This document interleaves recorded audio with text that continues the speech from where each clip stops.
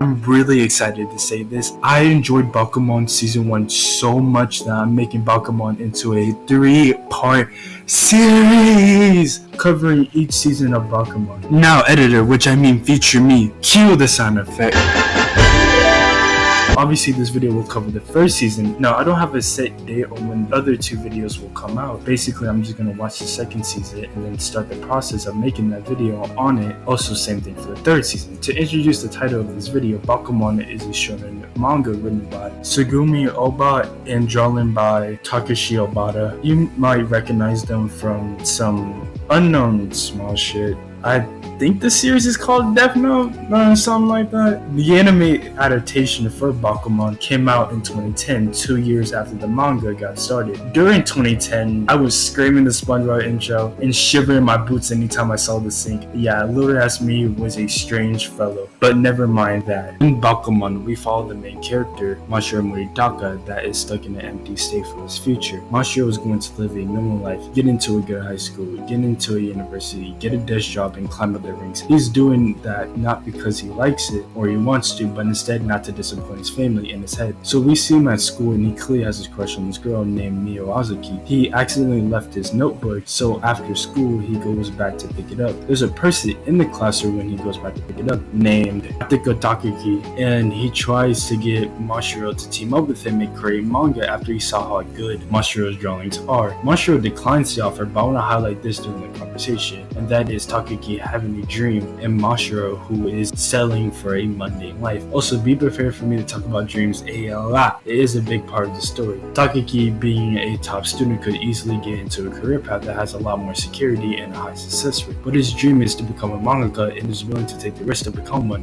Mashiro thinks that dreams don't guarantee you success, so why bother and just live a normal life. Mashiro tells him about how hard and extremely small the percentage of people that succeed in the manga industry is. He knows this because of his uncle, who used to be a mangaka. Mashiro seeing his uncle's hard work every single day just to get back to where he was. Mashiro's uncle had a serialized manga in shonen, and his manga got an anime too. Eventually the series got cancelled and he tried to start making new manga, but all of his attempts failed. With him working hard constantly, it led to his death, and this tragic event steered Mashiro into giving up his dream to become a mangaka. After the conversation, Mashiro just says fine and he'll think about it. Later on, Takaki calls him and tells him that he's going to confess to Azuki. Takaki is like, get your ass over here. Mashiro thinks that it's a love confession and eventually meets up with him. Takaki confessed to Azuki, telling her that he's becoming a mangaka, and we also find out that Azuki is trying to become a voice actor. You can clearly tell that both Azuki and Mashiro have feelings for each other. Seeing Azuki in that moment makes Mashiro decide that he's going to get involved with Takaki and become a mangaka. That's when we see the ultimate goal that will play out throughout the entire anime, and that is Mashiro and Takaki making a manga, and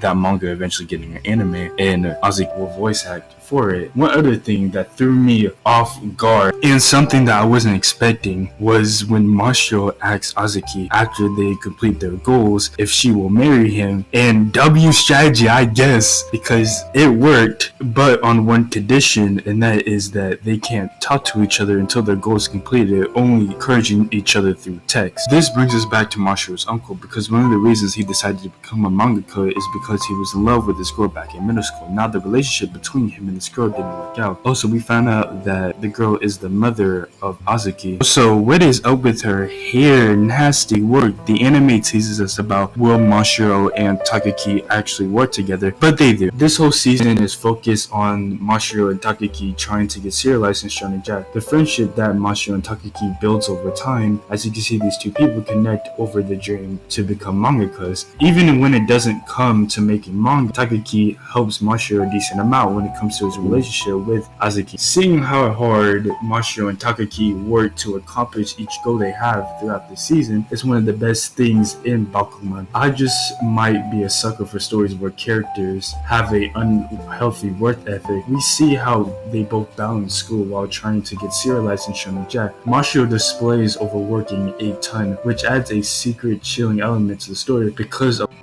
There's a lot of parallels between him and his uncle, so you always have that in the back of your mind, like this could happen to Mashiro if everything doesn't go well. Mashiro overworking could be a factor because of the industry him and Takaki are in. Bakuman does a fantastic job at hitting the audience over and over again about how hard it is to be successful in the manga industry. How new series can not get enough time but still be canceled like that, the pay being very questionable. That person can make a good manga, but if it doesn't fit the style of Shonen Jack, it most likely won't get serialized because Shonen Jack don't really like to take risks. This is what happened to Mashiro and Takaki. The manga they were creating in Jack Next didn't fit the Jack style, so their editor, Akira Hattori, and he wants them to keep gambling and making these manga that are unique to the Jack style. Mashiro and Takaki disagree and want to make a battle shonen, so he gave them the whole summer break to come up with a battle shonen. If they don't, they're gonna follow his plan. With the combination of seeing Mashiro and Takaki work hard and how the story reinforces how hard the industry is, every time they get a step closer to reaching their goal, you really feel the excitedness and the happiness that both of them are expressing in that moment. To bring it back to Mashiro about him overworking or just working hard, he works so hard because he is never satisfied with his art for most of the season, so he thinks his art needs to improve and improve and improve, thinking that it's not on the same level as Takaki's writing. One of the ways that Mashiro and Takaki improve throughout this season is their rivalries with the other inspiring mangakas or just people in the industry, with the likes of Shinta, Aoki, and Nakaki. Towards the latter half of the season, especially with their main rival, A.G. Nizuma, who's around a similar age to them, while considered to be this prodigy head and shoulders above them. To go back to Mashiro's uncle, he says this about being a mangaka: either that you're just naturally talented, which will classify you as a genius, or you're just hoping that everything will work out, that would classify you as a gambler. Consider Nizuma to be one of these geniuses. Also, I think Mashiro and Takaki are also geniuses, but I'll save that discussion for one of the later.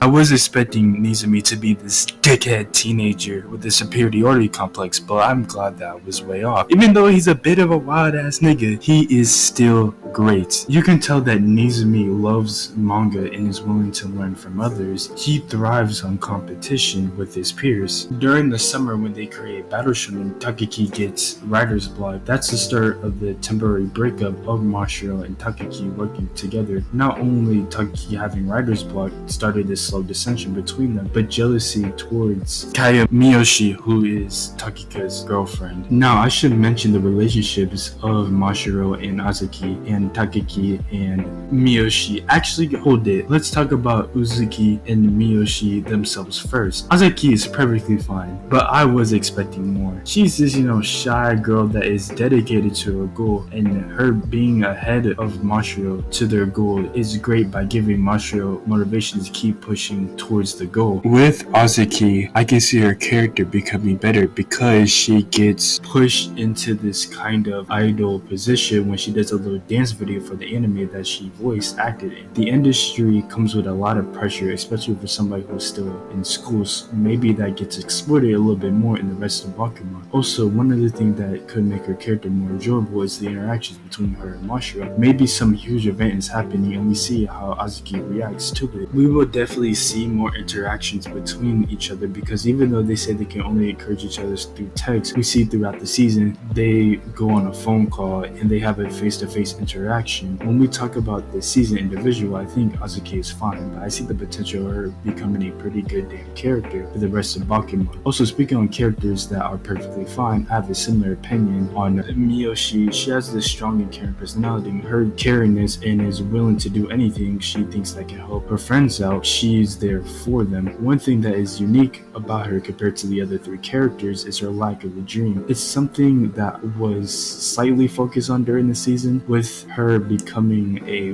writer like Takaki, but she eventually loses passion for it and she stops doing it. I feel mixed about it because I would like to see her trying to find her dream, but I can understand why if Bakuman doesn't focus on it further, because at the end of the day she's a side character and those characters should clearly get more focus over her. Overall, I think Miyoshi is fine and I don't see her becoming this great character, but I think it's okay and she fits her role amazingly well. To transition to actually talk about the relationship between these four characters, Mashiro, Mashiro and Azuki has this wholesome type of relationship, with them blushing at every little thing, and it feels like it comes out of the manga with the whole marriage. But I do like Mashiro and Azuki's goal to motivate each other to work harder, while Takaki and Miyoshi has this realistic relationship, and it's interesting to see him trying to balance his work being a mangaka and spend time with Miyoshi. Get back to Mashiro and Takaki splitting is that Mashiro feels like Miyoshi is the reason that Takaki isn't getting the name done, but it's really him getting writer's block when it comes to him creating Battleship. Even though I knew this was going to be some type of issues between them at some point in the anime, it was great for them to be separate. It gave us something new by introducing Shinta and Nakaki. Like I said earlier, Shinta being a young adult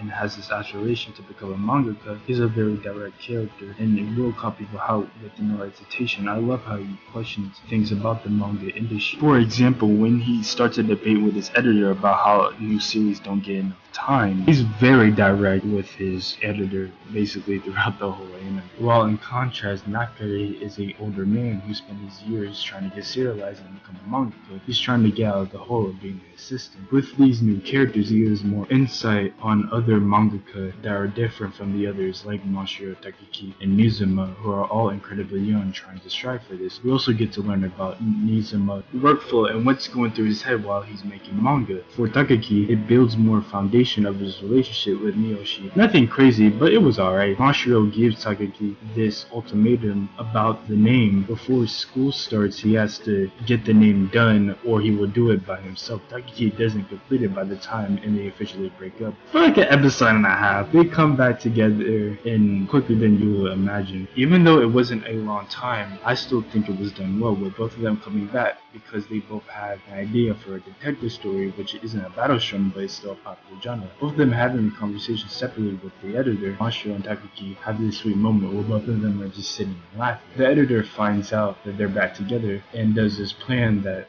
they will practice for serialization. Now, before I go, let's talk about the ending of the first season. It's Mashiro and Takaki having a major battle with their rivals, Shinta, Nakaki, and Aoki. They're all competing for serialization after doing great in the Golden Cup. It fantastically builds up the drama of will they get approved for serialization. I was quite sure they were, but I had a sense of doubt. And this last episode was great at playing around with that sense.